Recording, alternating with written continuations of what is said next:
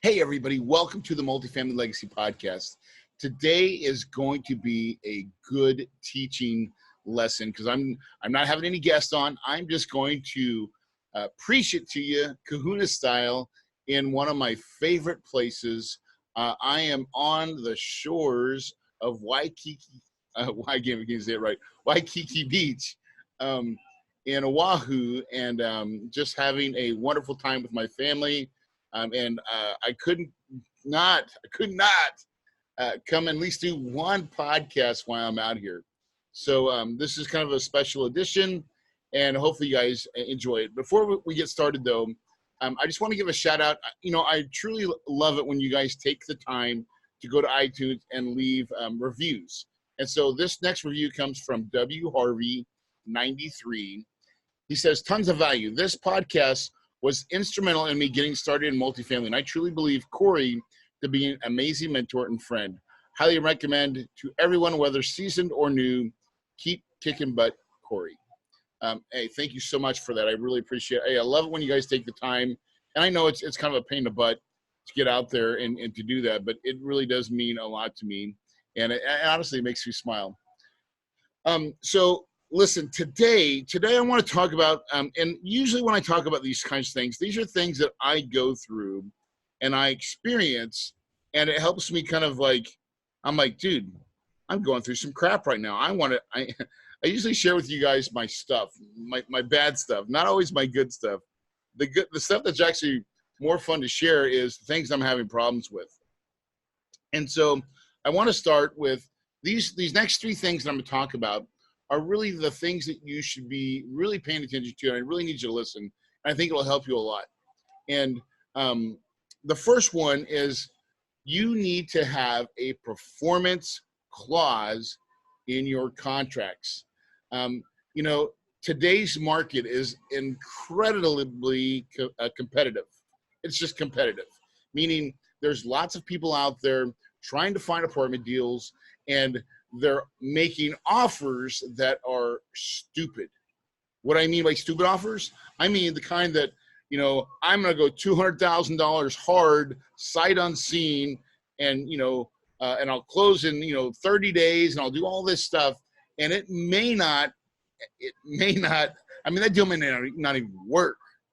And I'm telling you, there is stupid money out there doing this right now. And I'm telling you right now, you do not want to be on that side of a contract when things go south. And so one of the things that we have started to do, and why do we start to do this? Because, listen, I'm a victim here of what happened, seller's coma. We've talked about seller's coma before, but listen, it's starting to become a plague. And finally, I'm fed up with it. So we are now putting performance clauses in our contracts. And meaning if you don't hit this metric, right? So with, like, we were just did a student housing deal. And actually we're gonna get a contract under contract right now. I think we just got it under contract today while I'm in Hawaii. How awesome is that? But we put in there that it's a 90% economic occupancy clause. And if they don't have that, when 2 weeks before we're getting ready to close, we can cancel the contract. Well, why are we doing that? Because I'm telling you, seller's coma is real. And people put stuff under contract, and then the owners and the ownership group or the management company, they check out. And guys, normally it takes, between 3 to 4 months, 5 months sometimes, 120 days to close an apartment deal. Well, in that amount of time, things can go south badly if people are not paying attention. And trust me when I tell you, most people, they're not. Okay, they're just absolutely not. They do not care about you. They are only thinking about themselves.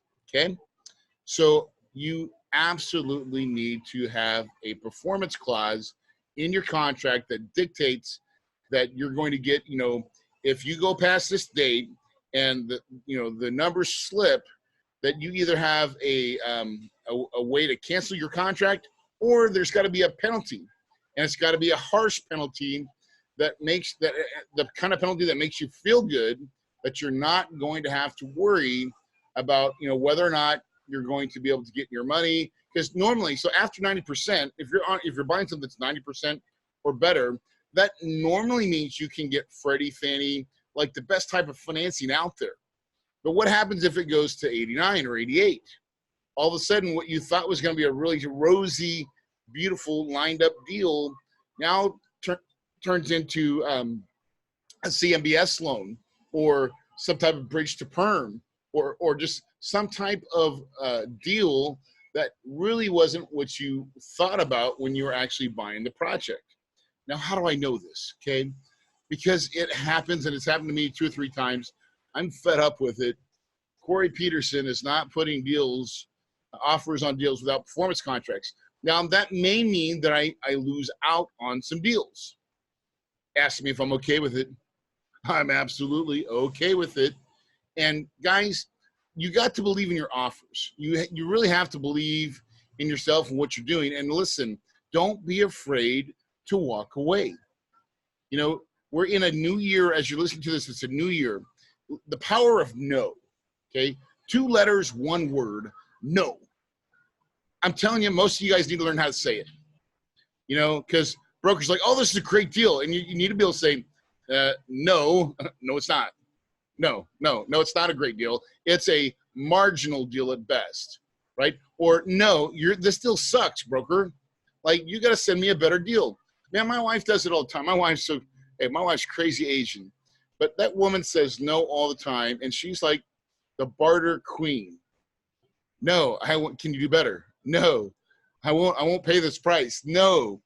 And I'm telling you that when you can master no, that's my goal 2020, is to master no. No, even no to myself, right? No to myself. That's another one. Listen, the hardest thing you'll say is no to yourself.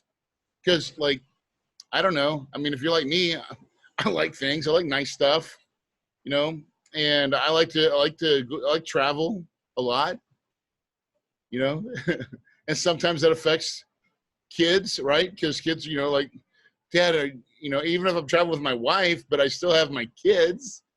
So you learn to say no to that sometimes, no to traveling. Next year is, my kids are going to be both in high school, and we have high school sports. So we've had to say no to fall travel for next year. It's not going to happen. It's absolutely no. And that was a hard no. That was a hard one. So what are the no's in your life that you need to be saying right now? Because I'm telling you, there's a lot of you that are not saying no enough, man. And I'm preaching to you right now because, listen, you get one shot at life. You don't get your time back. You don't get your time back. So start saying no. Say no more often. Hey, listen, right now, I got to say no to a freaking Snickers bar. Okay? I'll get real with you. I got to say no to eating. And it's real, man. I'm not even lying. I don't want to be a big kahuna. I just want to be a skinny kahuna. And so I'm going to have to learn how to say no. And I know it's going to be not easy at first, but I need to do it. I need and want and will do it. And so there's some things that are out there that I didn't mean to make this a no series, but listen, when you get some new year clarity, the power of no is what most of us should be doing, right? No to more travel, no to all that crap in your life. Yes to more of your friends and family. Yes to being a better dad. Yes to being a better mom. Yes to caring more and giving more and loving more. Yes to all the real stuff that matters. But no to all the stupid freaking work crap that we tell ourselves each and every day that we got to do. And listen, you don't. I know you don't. I don't. So stop that crap. Say no. All right, so that was the performance clause. Now, the next thing that you got to be doing, and this one's going to hurt because this one's close to home, is watching to make sure that your management company is coding your CapEx correctly. Now, we've implemented a policy now that we'll do this every month. We used to do it, well, I didn't used to do it. Let's just call it, I thought my management company was doing it. And this year we were starting some refis, and I was really deep diving in our CapEx stuff. And I'm like, wait a second, why is this here? Like, what's going on? Because like, it's not jiving. And then my mortgage broker, Aaron Mole and Eric Stewart are looking at some of these numbers, and they're like, dude, like, this isn't right.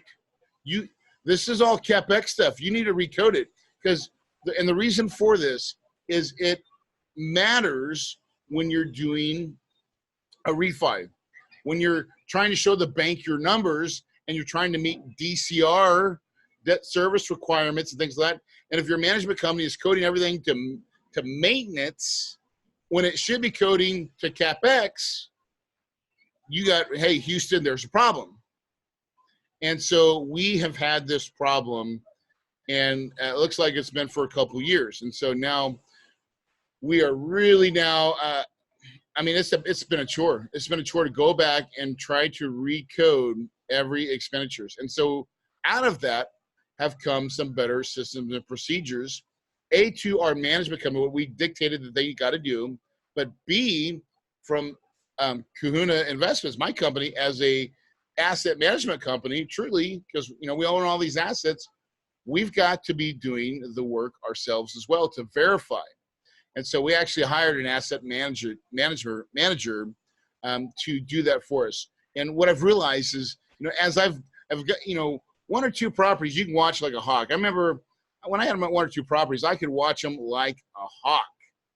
But as you start to expand, boys and girls, and start playing real Monopoly, you're going to have new problems. And those problems are, man, I want my sunsets, palm trees life. And do I got to watch the basket? Yes, you still got to watch the basket. Okay. You've got, or you pay someone to watch your basket. And that's what I've chose to do. I'm now having an asset manager finally, and doing it how I used to do when I had one or two. When I had one or two, I could focus in and spend a couple hours or a couple weeks, whatever it needed, to deep dive in the financials and to make sure that things are getting coded correctly. Because it will absolutely matter when you go to refi. And honestly, most of these banks are now wanting quarterly reports anyways, or even monthly reports. And so that's why we have mandated it monthly, that we go back and check up and say, hey, if they replace an HVAC, it's not maintenance, okay? It's a new HVAC. That is a capital improvement. And, so there's some rules to go over, and we have a definition. It's hard to talk about what you can and cannot code as CapEx on a podcast. But come join my mastermind, or come be in my or come to one of our courses. We will teach you all that stuff, right? Because you really need to have a detailed list of how you code things, how you actually buy things in bulk for CapEx, right? And really the main thing is this: if it's new, if you're, let's say you buy a property and you've looked at, and said, hey, listen, we've got 40 vacants and all these these are all the ones we're going to turn this year. And so now we know the turn cost is not maintenance cost. It's actually CapEx, because that was part of your improvement plan, right? And this is where sometimes your management company is not going to really understand this. And you got to say, hey, this is part of our overall plan, and it is CapEx what we're doing, okay? It's not just reoccurring stuff. We're transitioning all these units to this status, and we're putting new paint, new faceplates, new fixtures. The key word a lot of times is being new. New fixtures, new flooring, new appliances, new HVACs. All those things are capital improvements. They're things that make your property better. And so you absolutely want to make sure that they're coded differently, because when you're running your P&L, you're going to minus your Capex items from your profitability, right? Because you're like, hey, listen, seller or Mr. Buyer or Mrs. Bank that I'm going to refi from, these are not part of the operations. We'd set aside extra money to do all these repairs and improvements. And so it doesn't go towards the performance of the property, right? And that makes your debt service coverage ratios different. Now, why do I know this? Because, man, last year we had a property that didn't hit it, that we got dinged from the bank. And it was frustrating for me because, like, it didn't need to be dinged, right? Now, we fixed it really quick, and we had to go back in and recode it. But, like, gosh, you want to make yourself look bad in front of a bank, do that, right? Do I have that badge? Yep, sure do. And so these are things, as you know, I'm getting to a new level of ownership that you're gonna hit these speed bumps. And sometimes when you hit a speed bump, listen, like if you go past the speed bump hard, you're gonna break something. So when you get ready to come to a speed bump, maybe you need to look up and say, ooh, I need to slow down for a minute and reassess and make sure that I got all my stuff right. I don't need stuff, going out the back of my pickup truck when I hit this thing going 100 miles an hour. So, so make sure that you are coding all your CapEx items monthly. You have that talk with your management company. You make sure everything is correctly coded, because sometimes it's the people that are at the actual property, the managers, that are coding these items in, and maybe they don't even know what they're doing, right? Which is what happened in our case. And so, you'd think that there's a core person looking over it, but there's not. At least that's what we found out. There's not. So now we're like, we had to retrain every one of our staff, and then also, provide our mentorship on it to make sure that it's done properly. And so now we're paying the butt. We're paying the butt to our management company. Ask me if I care. I don't, right? Our job as owners is to make sure we push our management companies and expect what we expect, inspect what we expect. You have to do it. And it's just business. It's not even personal. It's just trying to conduct good, clean business. And that's the way, that's what you want to be known for, right? Is that, and that way they know, because the squeaky wheel always gets the grease. You got to show everybody that, you're in charge, you know what you're doing, and then you'll get the love. And that's just the way it works. Okay, so the last thing I want to talk about in this series, and this is not going to be a long podcast. We got dinner reservations at the Orchid. By the way, like, let me tell you, Hawaii's so nice. Every time I come here, I'm like, I know for a fact that I could live here. I could live here and I could stay here. And Shelly and I are going to buy a house. We will buy a house. I think we got a 3-year goal. It could be a little faster. We'll see. But it'll be in Kauai though. I love, Oahu's nice. Honolulu's cool. Waikiki's kind of neat. But I'm telling you right now, there's nothing like Kauai. Kauai is like the Garden Island. It is the best island that I've ever been to in my life. It looks like Jurassic Park, feels that way. It's very exotic. It's way low key. I like it that way. But listen, any place in Hawaii is still pretty magical, if you ask me. So if you've not ever been to Hawaii, don't kid yourself. Get here. It is awesome. You'll truly fall in love with the people, the spirit of aloha. It is really something to see and experience. And, we brought our families. I came out here with a friend, high school friend, grade school friend that I've known for 35 years. And, they've got kids. And so that's what we're doing. So these, the reason I'm in this business for me is about sunsets and palm trees. And it's about living the life that I always wanted, which was to have time and money. I feel like most of us have one, not everybody has both. And your goal, I think, if you're listening to this podcast, is to absolutely have both. And I'm sitting here right now telling you, you can. I am. I've got it both, and I love it. And I want to share it with you in every way that I can. And really by sharing you all my mistakes and success and my failures, and really trying to educate you on all the things that I've done, so you can have enough clues and like things that you can pick up, nuggets that really share a clear path for you. All right, so my last thing that I want to rant on today is underwriting. I'm telling you right now, too many people, probably you, are underwriting way too fast. When I say fast, I'm talking about you're not being conservative.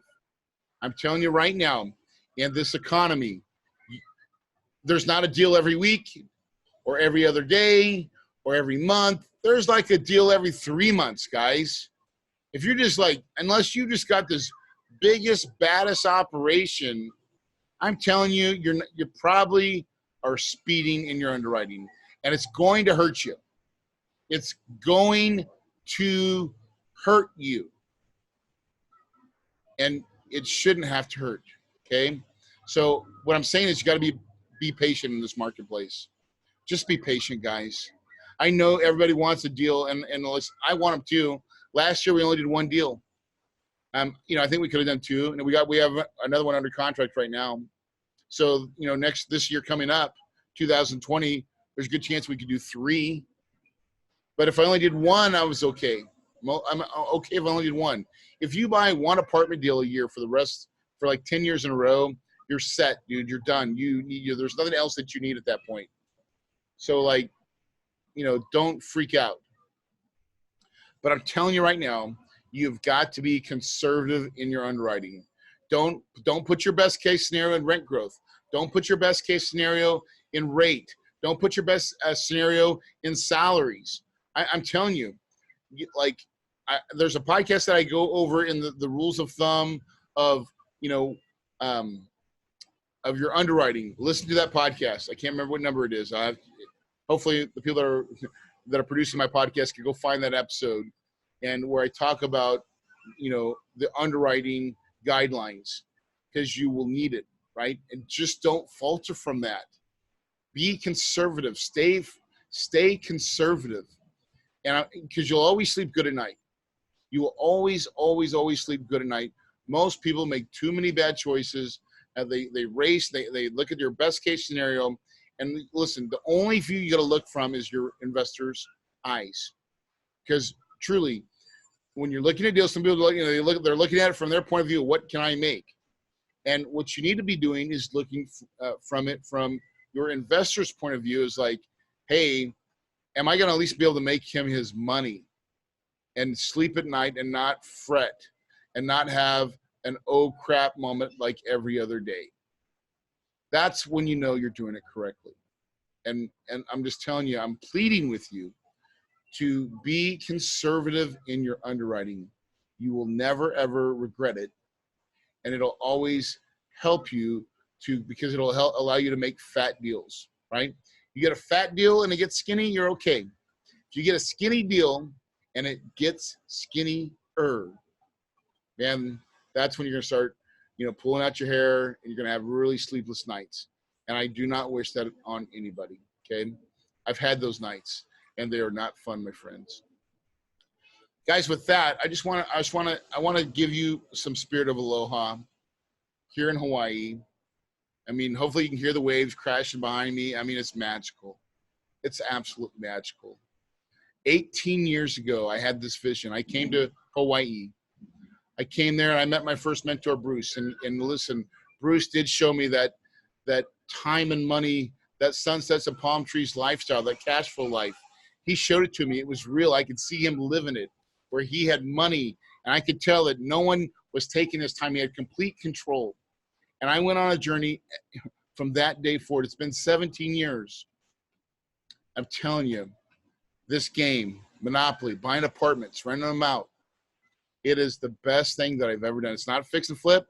It's not wholesaling. It's buying stuff long-term to hold, to rent out for cash flow. That is the name of the game. But you got to have vision, and you got to have belief. I'm telling you, the only thing that matters more than anything else is that when you close your eyes You have got to envision and see your success. If you don't have a mentor, go find one. That's it. If you don't have a mentor, go find one. Listen, right now, Shelly and I are opening up our second mastermind group. If you want to be a part of that, email Shelly, Shelley, SHELLEY, at kahunainvestments.com. Tell her that you're interested in the mastermind. She'll call you up, tell you, all about it, what it costs, $1,000 a month, $5,000 up front. We meet 3 times a year. You get all our courses. You get everything, everything. And you get, me and you get my cell phone. It's important. So if you don't have a mentor and you need one, you got to find one. You got to find one that you relate to too. And you got to find one that can actually give you some direction, some guidance, some vision. Vision is what it takes, because when you close your eyes, you've got to be able to mentally see yourself getting there, and you have to believe it. You absolutely have to believe it. It will not work if you don't close your eyes, and you've got to see it's got to look, taste, feel, smell, all those senses. You've got to be able to see yourself living that life. And it's got to be real. And then when you open your eyes, you got to look at the person right in the mirror and say, if it's to be, it's up to me. Because I'm telling you, if you believe it, you can achieve it. And your paradise is possible.